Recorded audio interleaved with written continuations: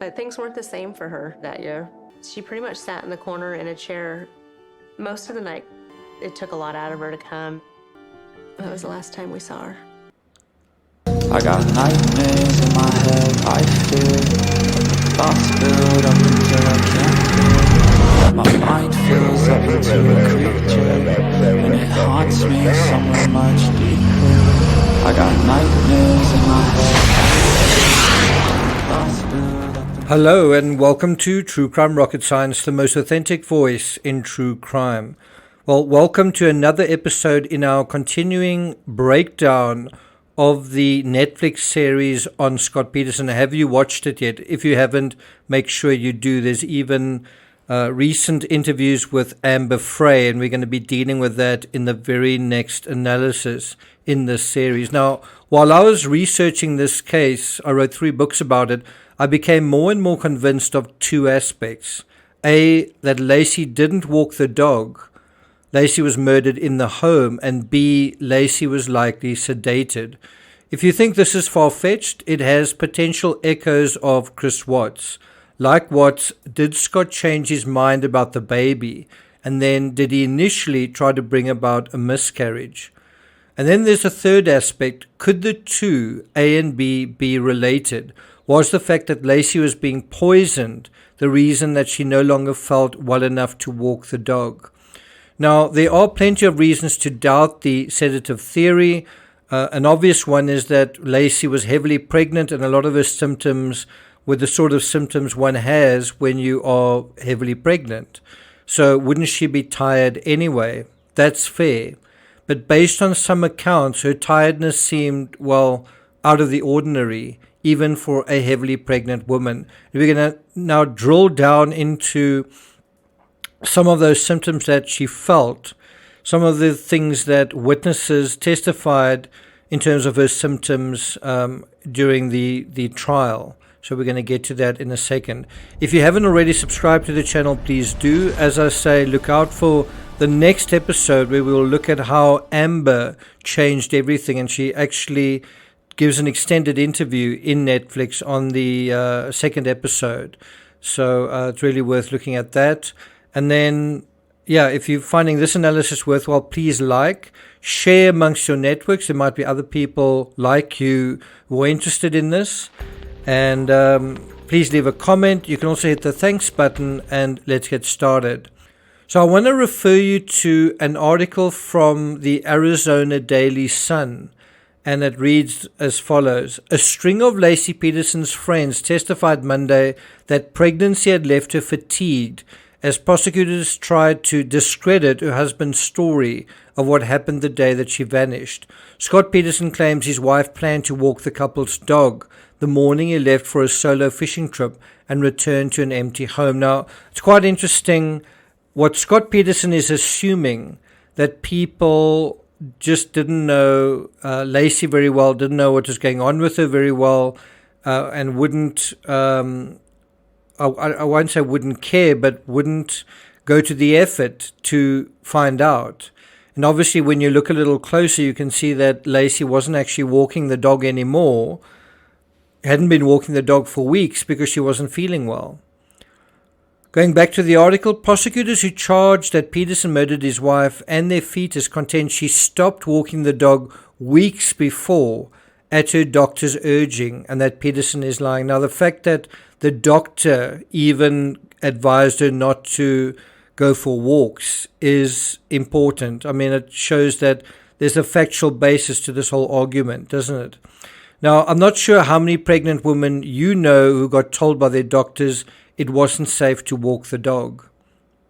Back to the article, they've called other witnesses who suggested Peterson lied constantly from the time that his wife disappeared. She also testified how tired LACI Peterson was because of her pregnancy. She told me that it didn't seem like it was the holidays because it was kind of depressing. Every time she would start to do something, she would have to stop and rest. Now, should any of our alarm bells be going off based on these statements? Now, some might say that's just the meat and potatoes symptoms of being so far into her pregnancy, except that we know LACI ended up dead. at the end of the day. And we also know that Scott was a fertilizer salesman, someone who worked with chemicals. Guess what? Chris Watts did as well. Shanann did as well. You might say, what chemicals? Well, the chemicals in Thrive, the chemicals in the petroleum industry. And so there was a chemical aspect to the Chris Watts case as well.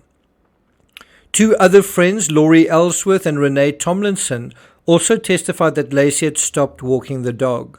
She had mentioned that she was going to quit walking because she started to get sick, Ellsworth said. Deborah Wolski, LACI Peterson's yoga instructor, also testified to LACI's weakened state. Now, that is a very different word. A weakened state is a different level to just being tired. And we can also remember Shanann saying that she was feeling very weak and wobbly and dizzy. And that's also something that LACI said. She said she had walked and vomited while walking and felt dizzy while she was walking. I was happy for her, but for some reason I just had in the back of my mind that something didn't feel quite right. Now, it's also fascinating what Sharon says about her suspicions about Scott. I mean, there was a point where she said, we don't believe that Scott is guilty. And I think at that point, she felt that if LACI came back into their lives and she'd said a thing like that, LACI would never forgive her. And she actually says that in the Netflix documentary, which is quite an interesting thought. I mean, it shows the mother's intuitions were right, but I mean, because she's such a good mother and such a loving mother, she's afraid to say what she really thinks. Scott Peterson started out the new year taking a walk with his dad and his dog. The dog that Scott told police his wife LACI was going to walk the morning of Christmas Eve when he left on a fishing trip and she disappeared. And that's an audio clip from about a third into episode 2. Coming back to Deborah Wolski, LACI Peterson's yoga instructor, she also said the following. LACI could barely walk. She was in pain. She needed help getting back to the car. And she said that she witnessed all of this 4 days before she vanished. So it seems like LACI's condition was deteriorating rapidly just before she died.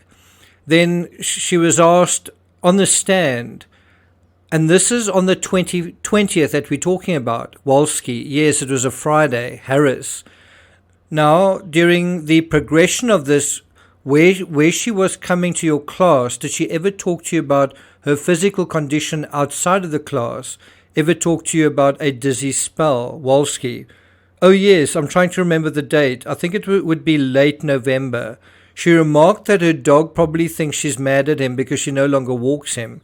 The last few times she had walked him, she said she became dizzy and lightheaded, had to cut her walk short and get back to the house quickly. Now, late November is around the time that Scott actually met Amber for the first time. They met each other for the first time on the 20th of November. And this is important. She said the last few times LACI had walked the dog, she said she became dizzy and lightheaded and had to cut her walk short and get back to the house quickly. And we took that time to talk about preterm labor because I experienced that myself in my last pregnancy, and it came from simple dehydration. If you don't drink enough water, it can actually bring on contractions. So I cautioned her about that, and we talked about, you know, it's a good thing that she doesn't walk, especially in uneven terrain where she would become dizzy. Now let's look into Stacey Boyer's testimony. Distaso. Okay, and then did you see her again sometime in December? Boyers, yes. When was that? Boyers, December 14th at my Christmas party. Now, FYI, the distance from LACI's home to Boyers' home, Boyers was virtually a neighbor, was I think 4 houses, right? And Distaso said, can you describe what her condition was or how she was feeling? Boyers, yes, LACI was carrying a plant in one hand and her food that she had brought in the other, and she was tired because it had been raining that day and she had to walk a few houses. She had to walk a few houses down, and she was exhausted by the time she got to the door. So that is really what we're talking about. Somebody walking really the distance of 4 houses carrying a plant and some food would someone really be exhausted by that. It's not a long way. So Distaso says she had to walk how far? Boyers, I would say about 3 or 4 houses down because we had a big puddle in the front yard. Distaso. And what day was that? Boyers, that was December 14th.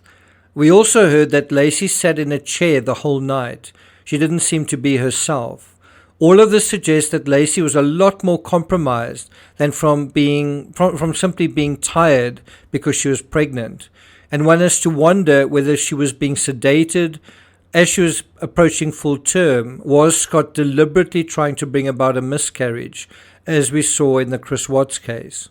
We also know that LACI had become aware of Scott's growing ambivalence about the baby. And her mother said the following. She said the baby was kicking, so I put my hand on her stomach because I'd never felt him kick. But she leaned over to me and she said, Mom, Scott doesn't like to do this. She said, I've asked him about, feel my stomach when the baby kicks, and he never wants to touch my stomach. That really, really bothered me. And that was the last time I saw her.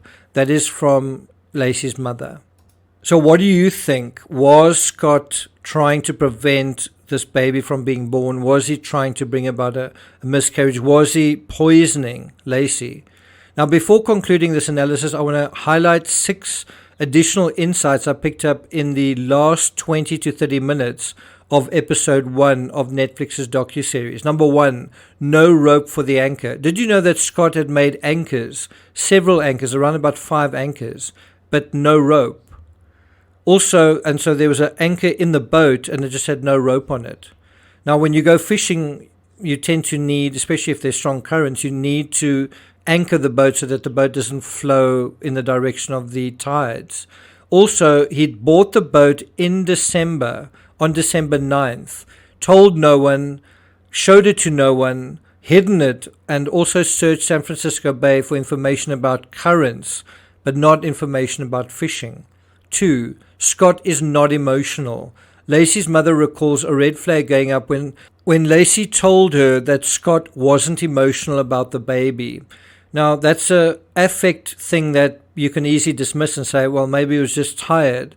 But I think that turned out to be a very important cue to LACI and one that LACI picked up on. Think about what's going on. Scott is not emotional about the baby and is not sort of emotionally invested with LACI, but that doesn't mean he's not emotional. He's very emotional about Amber.